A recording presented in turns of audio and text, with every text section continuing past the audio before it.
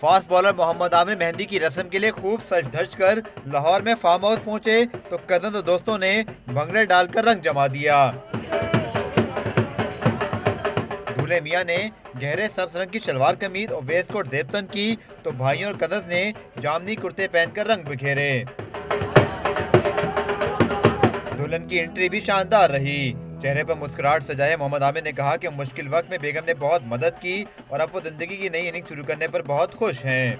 देखिए माशाल्लाह उसने हमेशा से मुझे सपोर्ट किया और जब से मेरा आपको पता है कि टफ टाइम था वो मेरे साथ रही है और काफ़ी पॉजिटिव मुझे हमेशा पॉजिटिव वे में सपोर्ट किया और इंशाल्लाह उम्मीद है कि आगे भी करते। मोहम्मद आमिर मंगल को दुल्हनिया घर लेकर आएंगे। वलीमा बुध को होगा, जिसके बाद जुमेरात को आमिर वेस्ट इंडीज के खिलाफ T20 मैचेस खेलने के लिए दुबई रवाना हो जाएंगे।